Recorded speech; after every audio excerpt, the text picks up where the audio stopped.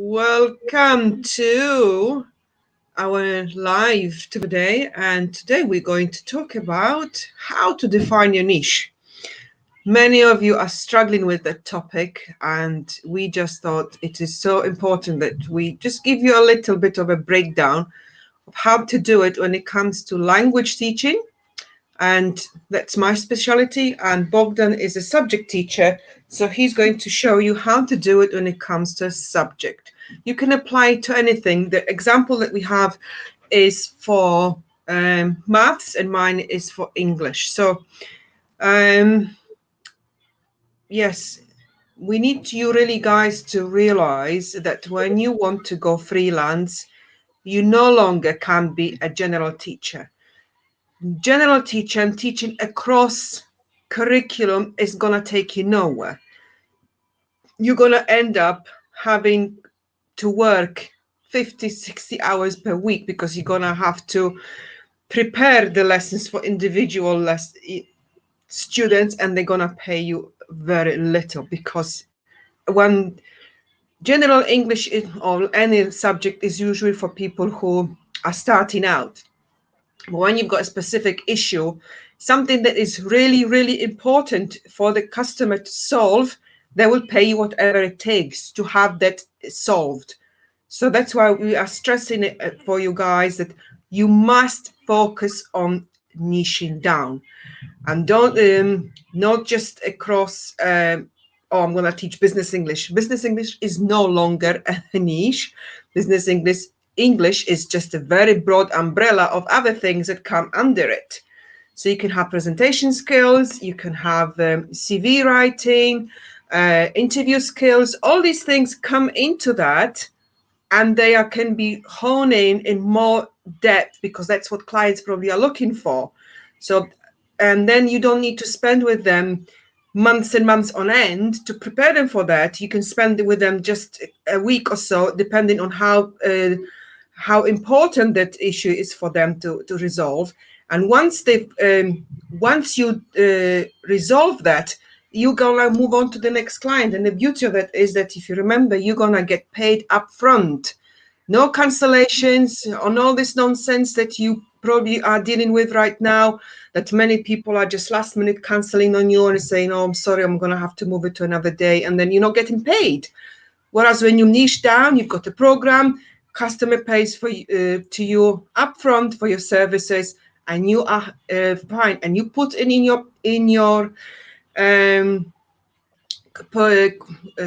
counseling procedure policy that only you need at least 24 hours, if not more, for that cancellation to not occur any to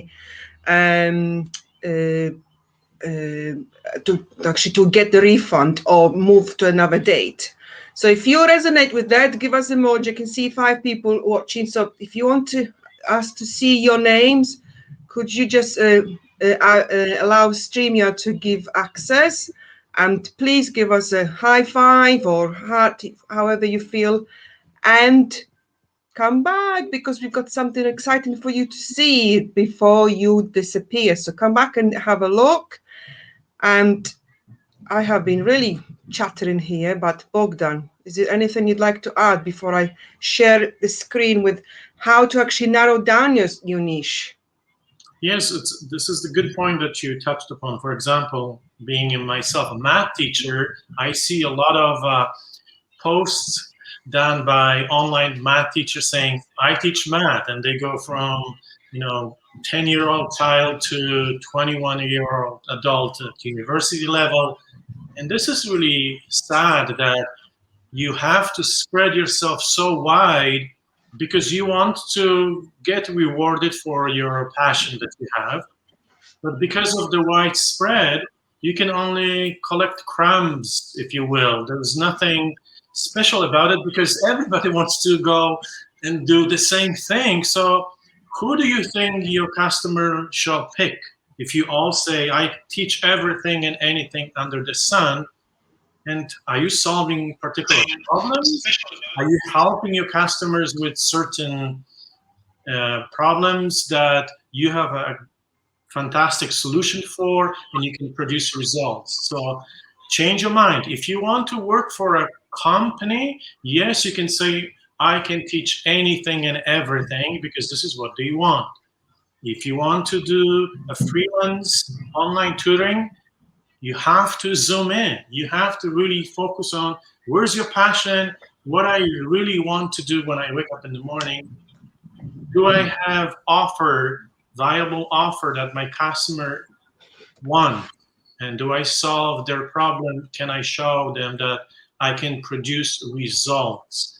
And that can be for music, math, what have you, language, any teacher, art teacher. There's no limits. All you do is just tweak your mind. So let's go to the screen and maybe Yes. share So by what, using the two examples, if you. yes, so I'm going to share with you guys how to narrow it down when it comes to, I will explain to you in English, for English, so for languages, and Bogdan will explain it to you for the subject. So let's start with a very important thing that about positioning yourself. So first of all, when it comes to niching, you need to think of several questions. And first one is what? What is my passion for? And in this, if you identify that you love teaching pronunciation and you have had clients in the past that have got issues with accent, you can probably say pronunciation and accent reduction. So that would be your starting point, okay? Now, the next thing is, who do you have expertise with? Who is it that you were your previous students and you had some knowledge on how to resolve the problems? So your who would be your client, your kind of adults, kids, even you could narrow it down to demographics, which is the nationality, especially when it comes to pronunciation accent, because if you lived in Italy or China, you will know what specific problems these people have, and you can identify them and find a program that's going to help them reduce that issue. Okay, and even if you're going to teach French, for example, if you're going to teach French to English expats, you will know what problems they have, so you can actually find exercises and tasks to help them reduce that accent and improve the pronunciation, because I'm sure there is some sounds in every language that cause problems to people who are learning that. So what is the overall thing that you are passionate about? So in this case, it's pronunciation, accent. Who you focusing on a specific group of people, which is adults, kids, group age, and nationality. In this case, we're going to even go further. We're going to narrow it down to the industry. So industry, I mean, is it professional? If you are looking at adults, you can look at what problems these specific adults are having and how is this impeding them in moving forward with their business, for example. So here we've got accent reduction to Chinese business owners. Okay, so you've already narrowed it down to 3 stages. Now, next stage is where do these Chinese expats who live in this country and our business owners want to reduce their accent. What is the reason, and where are they? So in our case, these are the people in the US, and I'm sure there's going to be lots of US citizens or residents who are of Chinese descendants and want to improve their accent. And what's the reason? The big and why. The reason why they want to do is because they want to do more business with local people. And if their pronunciation and accent is making them is causing difficulties with creating those relationships with customers and even businesses, they need to work on that because they want to go forward, they want to improve, and they want to build their business faster. So they are the ones who are willing to pay you the 30, 40, 50, 60, $70. It depends how much you value your skills for. I'm not going to tell you how much to charge for your skills. I'm going to suggest that you go in within and you say, how much is it my service worth? And then build a program around it to create some value for them.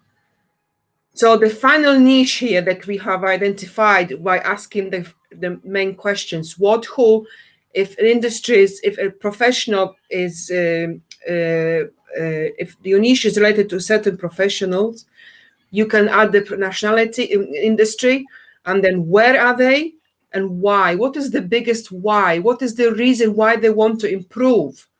So in our case, it would be accident reduction or intelligibility training to Chinese business owners living in the USA who want to expand their business connections. And you'll see when you start looking for these people through LinkedIn, you will find an explosion in your business. You will start connecting with them in an appropriate way that will resonate with them, and your business will move forward. So this is about narrowing down a niche when it comes to language. I'll give it away to Bogdan now, who will explain to you how to do it when it comes to the subject matter. So in this example, again, math is a very broad subject area that I can teach and many of you can teach. So you narrow it down to a specific area. For example, what is the problem solving in trigonometry?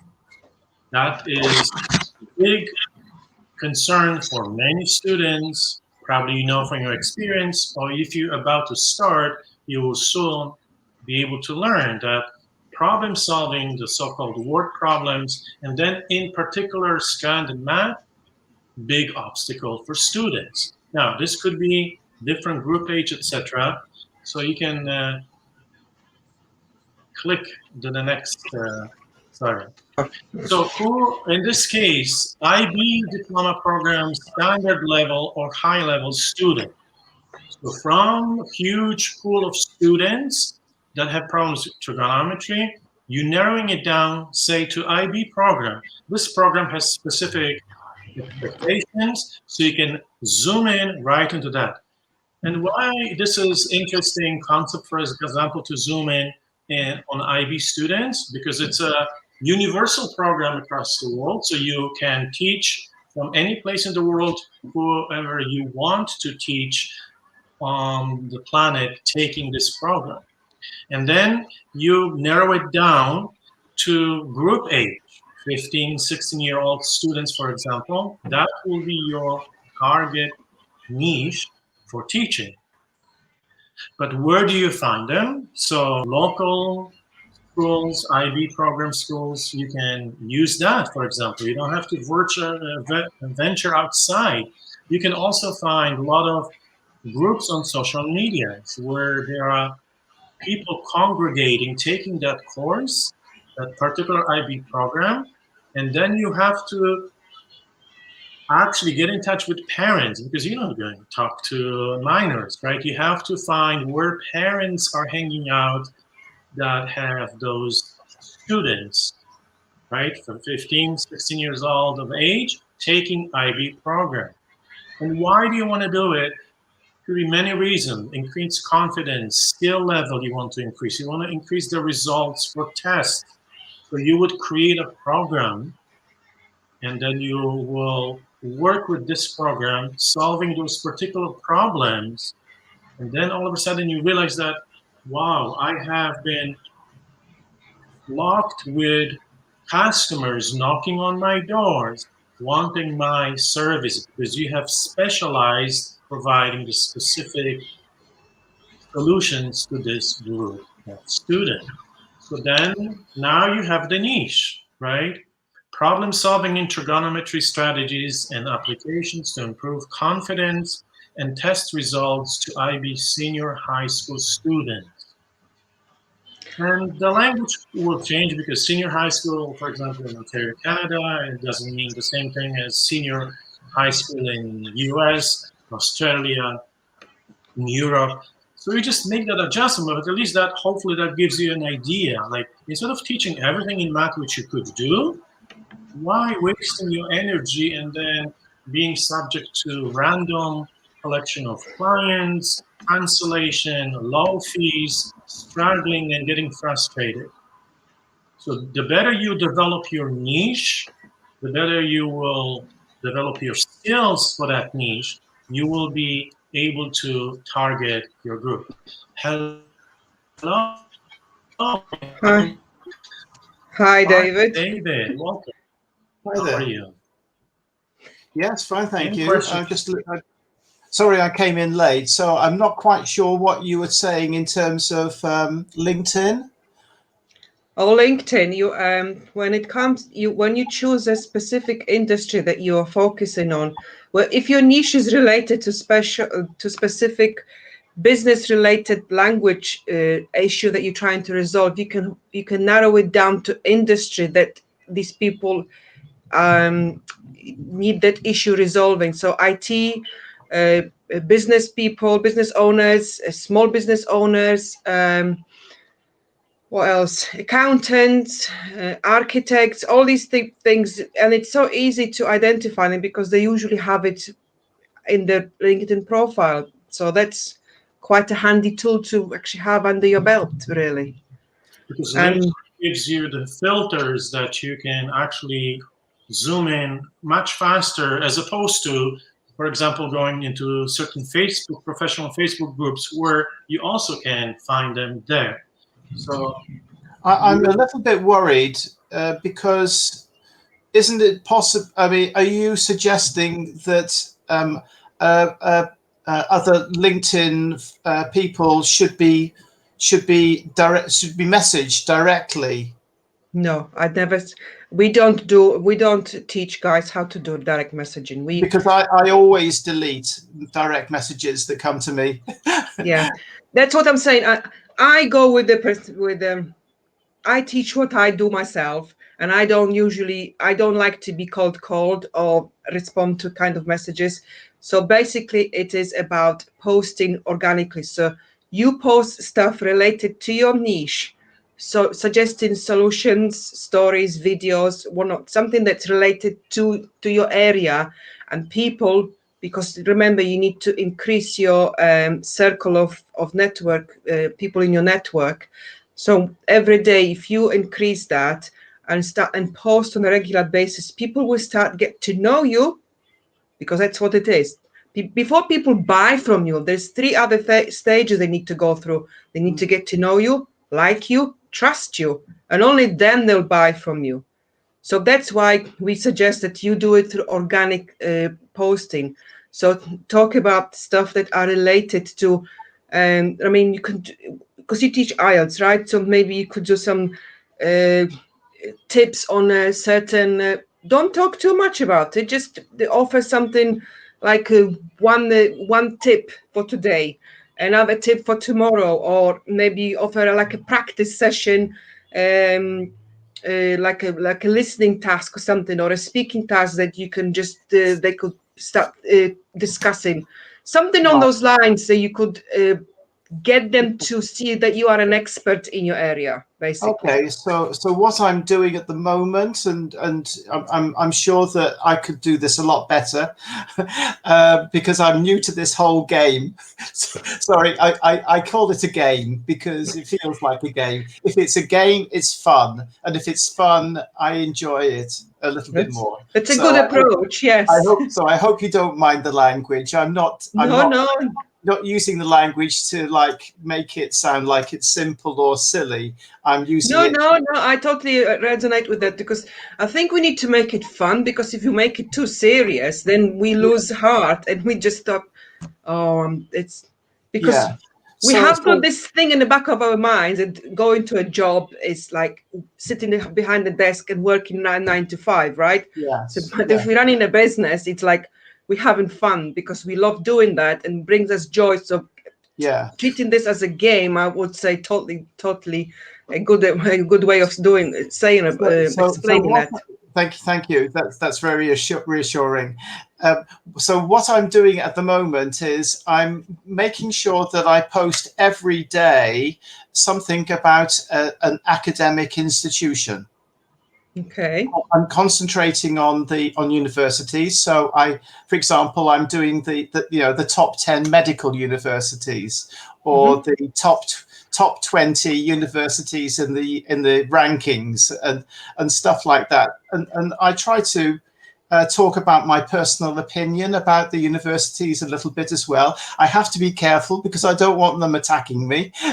If they see my post about the university and they think it's a little bit critical, I don't want them attacking me. I just want to keep positive. And the other thing that I'm starting to do is as you suggest, I'm starting to do some mini series on a particular part of IELTS. So, for example, the IELTS speaking part 1, or the IELTS writing part 1. So I'll be doing a little bit more of. I've started it, but I'll be doing more of that in the future. Do something like what we're doing today. Go on live sessions and put it out in your group or on your page. Say, I'm doing live sessions. If you'd like to come and join me for a practical session on a subject of anything that you're teaching, ask them to join in. You use StreamYard because you only probably just need one destination, so you can just get the free version, and people can join in the session like you are now. So prepare something that is as serious, and make sure that you do also prepare like a lead magnet, so you put it in the comments and ask people to download it, so you get the details, and that is when you start collecting the data and start targeting them through that way. Okay. When you get engaged in different threads, conversations, then you will DM sometimes that person, or that person can DM you, so you will kind of remember, oh, we talked about this particular problem. So just call, DM. It's like knocking on doors, right? In the old days, you remember the agent would knock on the door and then hoping that you're going to buy the product, right? So it's a tough game in that context. Absolutely. Yeah. No, that sounds good. I'm fortunately for me, this doesn't need to be my primary income straight away, but my target is that ultimately it should be. And if I play the game right, hopefully you will not lose. Absolutely, yes. Yes. Good. Great to have you. Wonderful.